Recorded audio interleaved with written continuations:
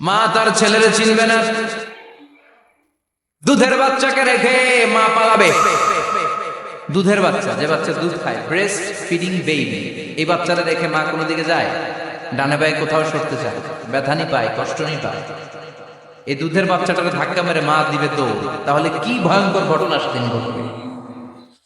3 মাসের 4 মাসের পেটের ভেতরে অপরিপক্ক বাচ্চা, এখনো পরিপূর্ণ হয় নাই, হাত পা ভালোভাবে গজায় নাই, ছোট্ট একটা গোশতের টুকরা। হসপিটালে এরকম যতগুলো নারী থাকবে, কিয়ামতের ভীতিকর অবস্থা দেখে মুহূর্তের মধ্যে সব অপরিপক্ক পাহাড় বাড়ি তুলার মতো ধ্বনিত হতে থাকবে। এখন উপরের দিকে তাকালে কি সুন্দর নীল আকাশ দেখা যায়, সেদিনে আকাশও থাকবে না, মতো দৌড়াবে। সাগরের পানিতে দাউ দাউ করে আগুন, স্যাটেলাইট ভেঙে খান খান, বিল্ডিং গুলো ভেঙে ভেঙে পড়ছে, পাহাড় গুলো ধ্বনিত হচ্ছে, গোটা বিশ্বব্যাপী বিকট আওয়াজ। সবাই দাঁড়াবে। The day of resurrection, the day of Qiyamah, Al-Qari'ah, mal ওমা আদরাকা মাল। বিশ্বনবী বলেন উলঙ্গ হয়ে দাঁড়াবে সব। ইহশারুন নাসু ইয়াওমাল কিয়ামাতি হুফাতান উরাতান মুশাতান গুরলা। সেদিন মানুষগুলো উলঙ্গ, গায়ে জামা নাই, পেটে দানা পানি নাই, পায়ের মধ্যে জুতা নাই, সব উলঙ্গ। ভাবতেছেন না খালি শুনতেছেন? ভাবতেছেন যে ওই দিন আপনিও দাঁড়াবেন, আমিও দাঁড়াবো, আমাদের সবাইকে দাঁড়াতে হবে। অবশ্যম্ভাবী, ওইটা থেকে পার পাওয়ার কোনো সুযোগ আমাদের নাই। চিল্লা এখন ঠিক কিনা?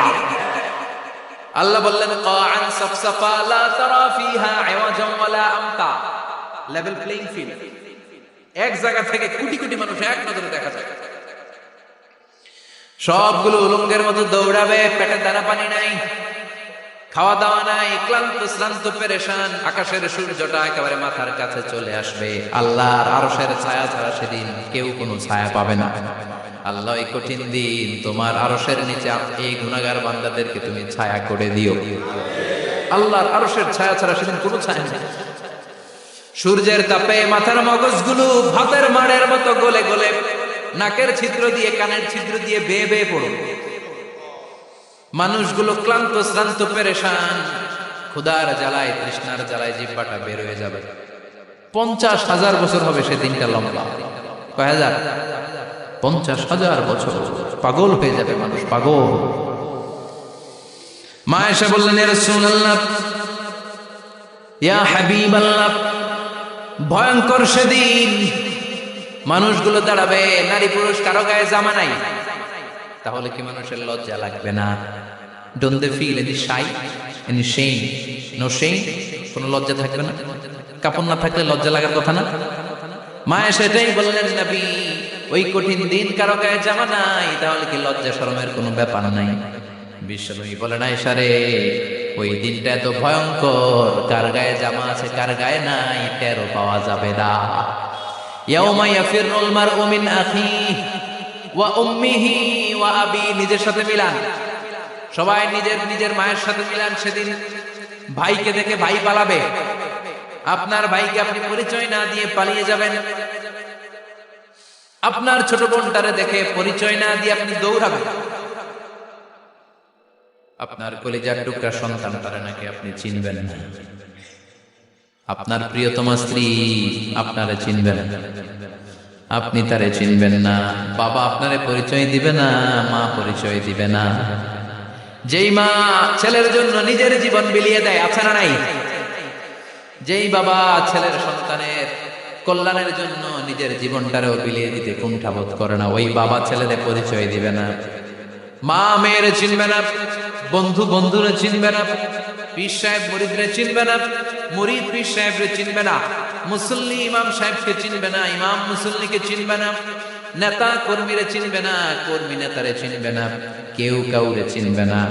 সাধারণ মানুষ আপনারে কি করবে? নবীরাও বলবে ইয়া নাফসি।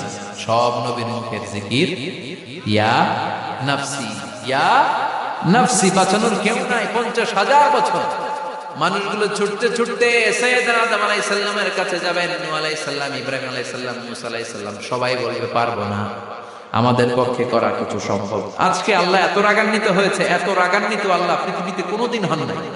আবার এর চেয়ে বেশি রাগান্বিত সামনেও কোনোদিন হবেন না। আজকে আল্লাহ সামনেই যাওয়া যাবে না। পরে সাইয়েদনা ঈসা আলাইহিস সালাম বলবেন, সাজেশন আছে আমার কাছে, সাজেশন। আজকের এই কঠিন দিনে কোন নবী আল্লাহর সামনে দাঁড়াতে পারবে না, একমাত্র আখিরি জামানার পয়গম্বর বিশ্ব নবী মুহাম্মদুর রাসূলুল্লাহ ছাড়া সাল্লাল্লাহু। বিশ্ব নবী মাকামে মাহমুদে তখন সিজদায় পড়ে থাকবেন, কাঁদতে থাকবেন, সবার জিকির ইয়া নফসি, বিশ্ব নবীর জিকির ইয়া উম্মতি, আল্লাহু আকবার। আল্লাহ বলবেন, নবী আর কাঁদবেন না, মাথা তুলেন। ইরফা রাসাক, ও নবী মাথা তুলেন। সাল তুতা, আজকে যা চাবেন আমি তাই দেব। ওয়াশফা তুশাফা, যার জন্য সুপারিশ করবেন কবুল করে নেব। কঠিন দিন, ওই ভয়ঙ্কর দিনের ভয় অন্তরে থাকার দরকার আছে না নাই? ওই দিনটার নাম আল কারিয়া, আমাল ওমা আদরাকা মাল।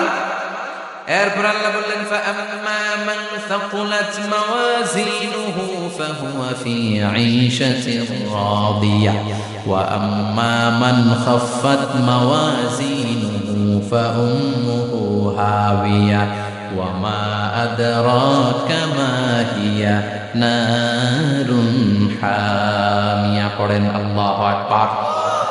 দেখেন বর্ণনাটা কেমন করে দিচ্ছেন আল্লাহ। বললেন, সেদিন আমি মিজানের পাল্লায় তোমাদের সবকিছুর ওজন দেব। মিজানের বহুবচন হচ্ছে মাওয়াজিন। মিজান মানে দাঁড়িপাল্লা, মিজান মানে কি?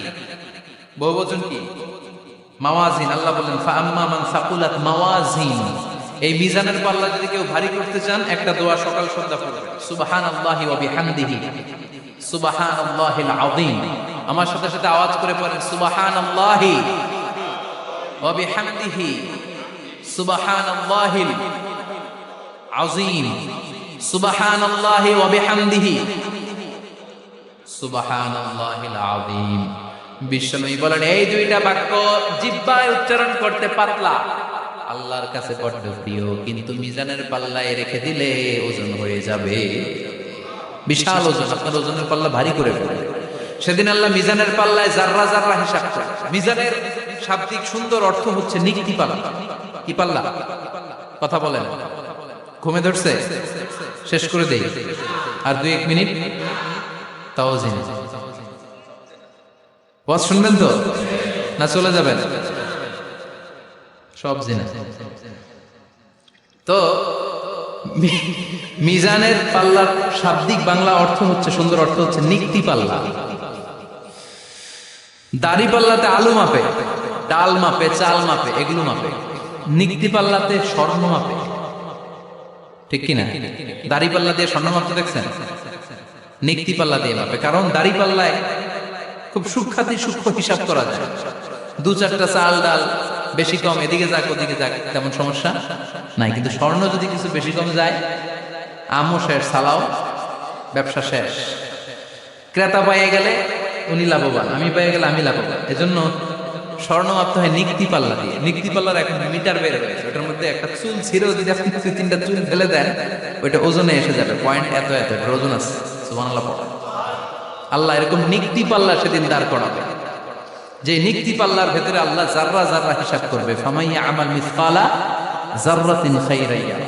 জাররার উদাহরণ আমি এরকম দেই, শীতের দিন সকালবেলায় যাদের টিনের ঘর আছে, দেখবেন টিনের ঘরে উপরে ছিদ্র আছে, ওই ছিদ্র দিয়ে সূর্যের আলো ঘরে ঢুকে। ঘরে ঢুকলে দেখবেন ঘরের কোথাও আলো নাই, কিন্তু এই টিনের ছিদ্র দিয়ে সূর্যের চিকন একটা আলো ঘরে ঢুকেছে। ওটা সামনে দেখলে, সামনে গেলে দেখবেন যে ওই আলোটার মধ্যে পাতলা পাতলা ধুলা বালি উঠতেছে। ঘরের কোথাও দেখা যায় না, কিন্তু ওইটার মধ্যে দেখা যায়। দেখা যায় না? ওইটারে আরবিতে বলে জাররা। ওই জাররা পরিমাণ পাপ করেছেন সেটাও দেখবেন, জাররা পরিমাণ ভালো করেছেন সেটারও প্রতিদান সেদিন দিবে কে? যাদের মিজানের পাল্লা ভারী হয়ে যাবে, ফাহুয়া ফি আইশাতির রাদিয়া, সে আরামে থাকবে, সুখে থাকবে। তাকে সামনের দিক থেকে এনে এই ডান হাতে আমলনামা দেয়া হবে। ফাআম্মা মান উতিয়া কিতাবাহু বিয়ামিনিহি ফাসাউফা ইউহাসাবু হিসাবান ইয়াসীরা। সেদিন যাদেরকে ডান হাতে আমলনামা দেয়া হবে, তাদের আমলনামা সহজ হয়ে যাবে। আল্লাহ এই কঠিন বিপদের দিন, যেদিন আমার বাবা আমারে চিনবে না, আমার মা আমারে চিনবে না, সূর্য আমার মাথার উপর, তুমি ছাড়া আমার কেউ নাই, ওই কঠিন দিনে আমারে তুমি ডান হাতে আমলনামা দিও। চিল্লায় পড়েন আমিন। রোজ হাসরে হে আল্লাহ আমার করোনা বিচার